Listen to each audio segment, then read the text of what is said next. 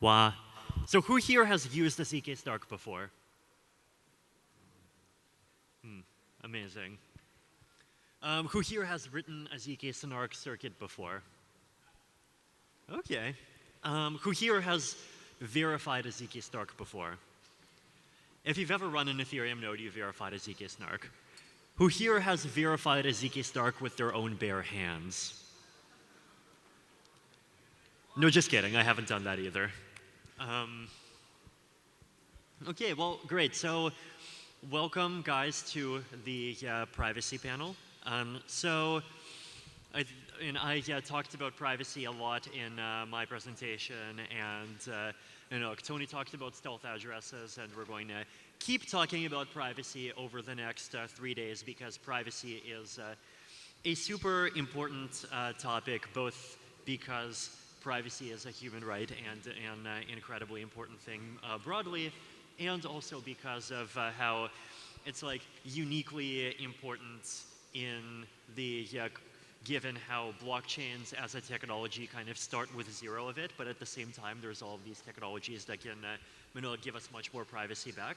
And so what I wanted to talk about is both the state of privacy today and what we're doing to try to do more, what can we do more, and what the future of improving people's privacy in our lovely Ethereum ecosystem looks like. So maybe, Barry, to start off, one of probably the biggest technology that people are using right now for improving privacy is ZK-SNARKs. So could you maybe just introduce what ZK-SNARKs are and what kinds of things people have been using them for? Sure. So one way to think about this is that like ZK-SNARKs are like the language of truth, that you can create this system where you're only able to say true things, and like ZK-SNARKs are a tool to do that. So you're able to make this kind of like specialized circuit that you can only make you can only prove that it's true. Like you can only prove that like inputs like, okay, let me try and say this another way. So maybe it's good to give a motivating example here. And one example of an application that we often want to do is to make a proof that you're a member of a group without revealing like which member you are. And zero knowledge proofs let us do this. They allow us to make these proofs by using some kind of clever mathematical tricks. So we can use it for like that simple use case where we're using the benefits of ZK-SNARKs for privacy, but we can also use the benefits of ZK-SNARKs for scalability. Because it turns out when you have this technology that can compress the verification of a program, you can compress it. You can use that for scaling purposes too. So another example is like zkEVMs. So some people are using ZK-SNARKs to make proofs of like the Ethereum Virtual Machine has been computed correctly. And like I kind of think of like this as like the first step on a long journey. That like right now we're able to make a proof about a virtual machine that's the equivalent of what a mobile phone could do in like 1995. Like we still have a long way to go in like the set of things we're able to make proofs about. And my expectation is that we'll eventually start making proofs about like almost everything that we do. Makes sense. Maybe also just introduce a bit about yourself and what you're up to in the Ethereum ecosystem. How you got in here, and what you and your privacy stuff is all about. Okay. Hello. Yeah. Okay. So I've been in the Ethereum ecosystem for like 10 to 7 years. And I've been, like, I originally got involved because I really wanted to make things. The first thing I wanted to make was, like, I was really interested in, like, cooperative movements and how people could organize. And I wanted to make an application that would sort of prove this concept, so I decided to try and make a t-shirt purchasing cooperative. So basically, people would pool their money and they would get, like, a bulk discount on purchasing t-shirts. This is where I started trying to, like, build sort of community projects. And since then, I've sort of branched out into doing a whole bunch of things in the kind of private realm. And I think that like when Ethereum forked to include like the BN254 opcodes, the things that makes ZK-SNARKs possible to verify on Ethereum, I got super excited because it was just this whole world of things that we were able to do. And so I started to make like some proof of concept applications and tried to start to explore. From there, there was so much to explore. It was a very exciting time, but it was also like, there was like limitations in what I could do by myself. So I started to like work with more people, some people in the Ethereum Foundation and some people outside. And together we've been like, as a community, we've been trying to push forward zero knowledge proofs to become like the technology that we really need. Because in today's world, it's very difficult for people to be able to have privacy in their lives. Okay, and maybe Toni, just for people who weren't here an hour ago, kind of introduce yourself a bit and like how you got into the space and some of the stealth address stuff you've been doing. Sure. Test. It works fine. Yeah, I'm Toni. I came into the privacy stuff through Bitcoin, so I started using or focusing more on privacy technologies back on Bitcoin, where the most promising or the most prominent privacy tools are CoinJoins, where you have these unspent transaction outputs and you just bundle them with a lot of other people that you don't know. You mix them together and then you create one transaction that spends again to yourself. So it's kind of a mixing on Bitcoin, and it's quite old. So on Bitcoin, I think it's almost 10 years old by now. And yeah, that was kind of my first experience I had with privacy on public blockchains. I then got to Ethereum and found that Tornado Cash was a really cool application, did more research into ZK-SNARKs, wanted to know how Tornado Cash works. And finally, 2 steps back, stealth addresses, which are much simpler, much less complex than ZK-SNARKs, just using elliptic curve cryptography. And this was then the point where I thought, okay, this is really something that can be rolled out very quickly, that a lot of wallets can adopt, that can be standardized, very simple. And although it doesn't give you the same privacy like Tornado Cash or CoinJoins, because both of them, Tornado Cash and CoinJoins, they give you untraceability, which always requires some mixing to be involved. Stealth addresses can only give you unlinkability, which is for many, many applications already sufficient to be used. So in terms of specifically privacy for coin transfers, right? Like there's over the last 10 years, it feels like there's been this kind of progression, right? Where we started from CoinJoin, and then we went to Monero, and then Monero started, supporting like more mix-ins, and then we started having Zcash and Tornado Cash. Could you maybe kind of go through this sort of sequence of technologies and like what is the thing that we've been gaining and we've been getting better at as we've moved further and further toward the more powerful cryptography? Yeah, sure. So stealth addresses so the first privacy we had on public blockchain was essentially Satoshi proposing pseudonymous accounts that are just accounts that you cannot link to a real world entity, so everyone can create a new account, which is already a lot of privacy that we get. Then a few years later, already in 2011, the first stealth address proposal was proposed, which required the sender and the recipient to generate a shared secret, so a Diffie-Hellman secret. And if you hash the result of the Diffie-Hellman secret, you can use that as a private key that can be used between 2 entities, more or less. Then stealth addresses were continuously improved, and very interesting story, in 2013 there was this pseudonymous entity, Nicolas van Saberhagen, who is still pseudonymous. He proposed a CryptoNote white paper, which then laid down the foundation for protocols like Monero, Zcash, and so on. And the CryptoNote white paper already included stealth addresses, it included ring signatures, and it also included the first SNARKs that have then been adopted and slightly used differently, but came into the Zcash protocol. And yeah, then more or less Tornado Cash was then the first application. I think it was the first application that then built these Merkle trees where you can then prove to be part of a group without revealing which exact entity in this group you are.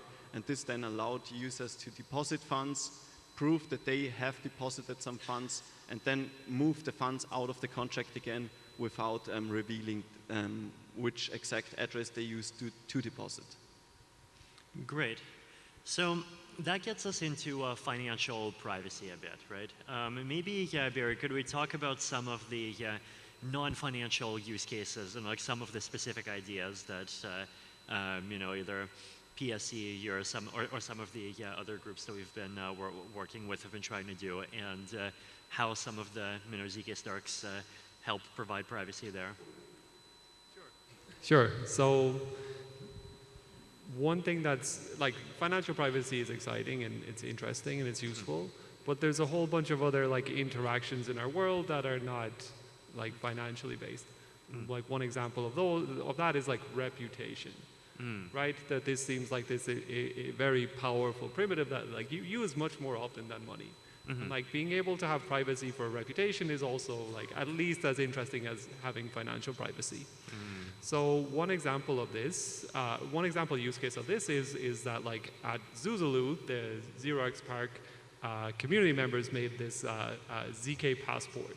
And basically it's like a proof of residency at Zuzulu. And basically anytime you want to use this proof, you can provide the zero knowledge proof to someone and they can verify the proof. They become convinced that you are in fact a member of the group, but they don't know which member you are. What are some of the applications that the ZooPass got used for? Right, so ZooPass originally started as just like a ticketing thing. It was just like to enter into venues and stuff. But people have managed to build a whole bunch of interesting things on top. One example is something called ZooCast, which is like this kind of ZK Twitter, where you're able to post about being like a member of Zuzulu and like post whatever tweets you want. And there's like, I think it's the URL is zoocas.st, is ZooCast. And you can check there and you can see a bunch of the fun discourse that's been going on. Great. Any other particular non-financial applications that come to mind? Either of you? What are your favorite non-financial applications that we could have much more privacy in? Oh, so I really like the idea. There's this algorithm called eigentrust. Right. And basically the way that eigentrust works is that like you can, given like a graph of connections between people, you can calculate the like global trust score of everybody in that graph. And I think that this is really interesting because our world is very like humans are very network focused things. Like they understand networks a lot better. Like the concept of like a friend of a friend is a lot more natural and intuitive than like a lot of other concepts. So like making a ZKP for eigentrust would be really fun. So you can prove that you have a certain score without revealing like who you're connected to. So I think in general, like ZKPs about social graphs can be really interesting. There's another algorithm called Sybil rank, which might be fun to explore as well. Yeah. One possible application that would, for example, in the last 2 years would have helped us a lot would be, assuming now we trust the government, right? So the government could just have put every vaccinated person also into a Merkle tree and allow people to prove against that Merkle tree, providing a zero knowledge proof that they have been vaccinated. And this would then would have allowed people to not expose their identity anytime when they visit a restaurant and have to prove that they were vaccinated or something like that. So that would actually be not that complex because the government would just be this central entity having the power to update the Merkle tree, to add every person that has been vaccinated, for example, into that Merkle tree, and then people could submit zero knowledge proofs to show that they have been, that they should be allowed to go into a restaurant, something like that. Yeah. And that would be basically exactly the same technology as ZooPass, right? Right. That would more or less be the same, and it's also actually the same like Tornado Cash. Only Tornado Cash works decentralized, so there's not one central entity that is allowed to add the leaves to the Merkle tree and nullify them. Right. But it would just be the government in this case that we trust anyway in this case. That makes sense. What are some of the technical challenges that both of you see that we still need to solve before we can see much larger scale adoption of these kinds of technologies? Like how long before people in Montenegro are using, ZK payments and ZK voting and ZK reputation and all of these things?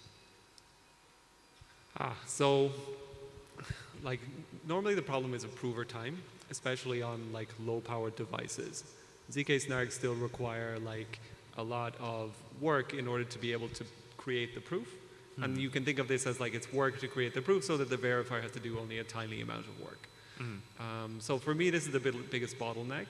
And let me, like, with Semaphore, the tool that's being used in ZooPass, where the prover time is not an issue anymore, it's very highly optimized in order to be able to work. You can make proofs on mobile in less than a second, and even with bigger groups you can do this. But there's some other issues. For example, if you want to make a proof, you need to download a lot of data. You need to download that you're like a member of the tree, and you need to download a proof that you're a member of the tree. And to do this download, you actually need to download all of the data, because if you just download some of it, then the person who gave you the data will be able to tell who you are. That we might have to explore some things like private information retrieval and things like this in order to be able to like make really bigger groups. But I think, so let me slow down. I think that like, I feel very optimistic about like the example of people in Montenegro using ZooPass as like to prove that they have received a COVID vaccine, for example. I think that that's practical today. And I think if we want to do like more advanced things, we still need to like improve our prover infrastructure. Okay. What do you think, Tim? Yeah, I would definitely agree to that. And I think, so for all the people that have never used the ZooPass, this was really this very straightforward way to it felt like logging into something, but without revealing who you really are. You just revealed, I'm allowed to log in here, but I won't tell you who I am. And then after this layer of logging in, you could just participate in what was offered there. And for example, you could just truly anonymously vote for things or tell people how you feel and stuff, and without really revealing who you are. And I think when it comes to mainstream adoption, people always need something that they trust. And if we can prove that the technology behind it, so no one can build in a backdoor or something like that, then people might feel really comfortable using it. And yeah, that's essentially my point.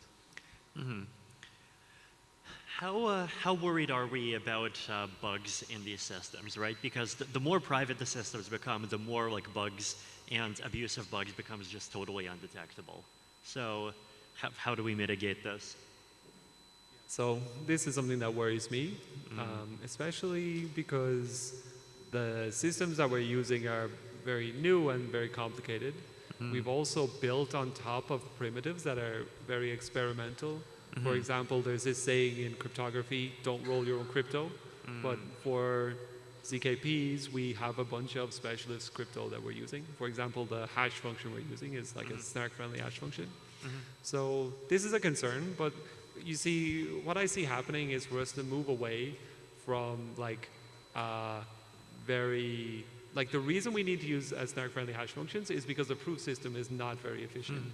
And I think with like a couple more generational improvements in zero-knowledge proof technology, we'll be able to replace the snark-friendly things with snark-unfriendly things and start using standard primitives. That's interesting, because I would have, like, my guess would be that if one of these things gets broken, there's like a less than 5% chance it's the hash function that's the problem. Really? Yeah. Like just the complexity of these, 100,000 line circuit files in general. Okay, right. On what timeline? Next decade. Okay. I suppose that like the way I reason about the circuits is that like it's okay. There's a lot of constraints in the circuit, but it's normally the same thing, right? It's a Merkle, like for Semaphore, for example, it's a Merkle proof. Right. Right. It's just hash, hash, hash, hash, hash. Okay, I guess I have in mind like a zkEVM. Okay. Yeah. Yeah, absolutely. That's another level. Right. Okay. So it's interesting. There's like different use cases that have different threats around this. Okay. Maybe just as far as use cases go, maybe talking about one more. So ZKML, there's been a lot of excitement about AI recently. Like how, I guess, excited are you about the possibility of using ZK to kind of improve the verifiability, privacy, trust properties of AI? Do you think this is a, do you think this is a good direction? Is this something that excites either of you personally? Interesting.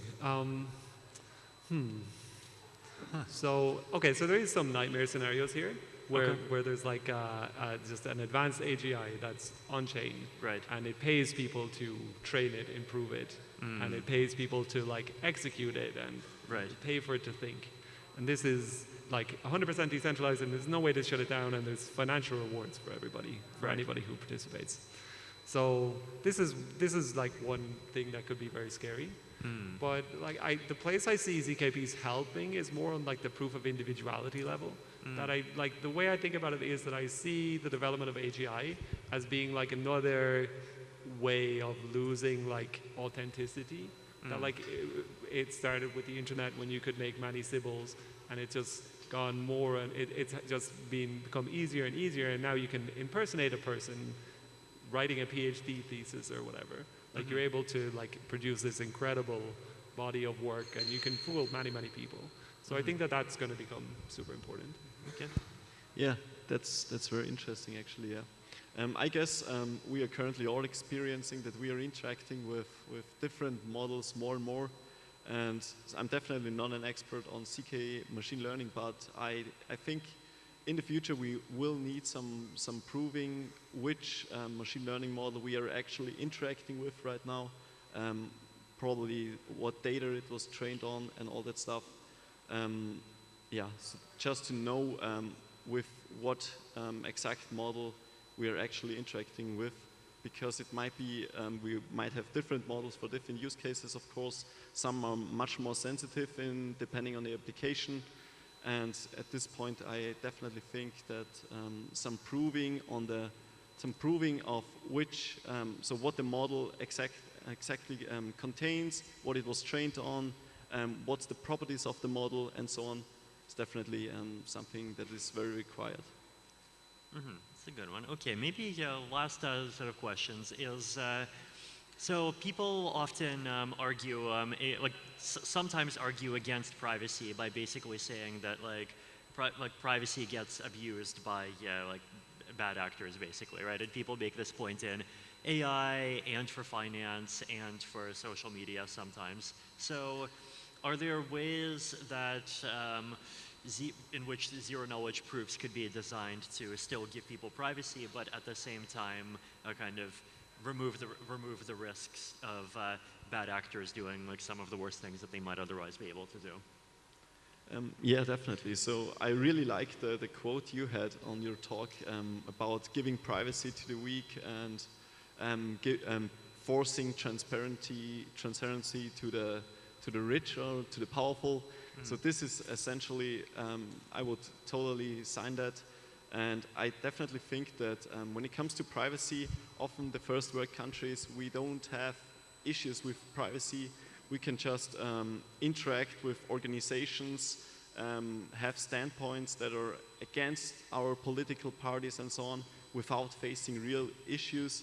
But especially thinking of developing countries, it's not that easy, and they should not be forgotten in this discussion in this case, because when we build privacy tools, yeah, there might be some people exploiting the privacy for selling stuff that should not be sold, but more or less privacy is very, very fundamental.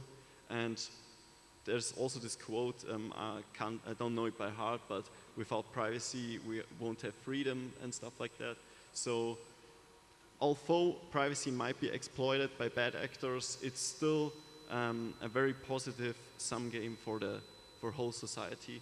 Yeah. There's also a whole bunch of like places where we really need privacy that can like make our world much better, even for the people, even to help solve some of the problems that businesses face. For example, there's one project called Proof of Solvency, where like an exchange or a company can prove that they have enough money to pay everybody who owes them money. And like this becomes like a really natural way to allow to have like the privacy that like a business needs in order to function, while also providing society with guarantees that like everyone is able to get their money out. Okay, so very optimistic future for ZK-SNARKs and privacy technology. Thank you, guys. Thank you.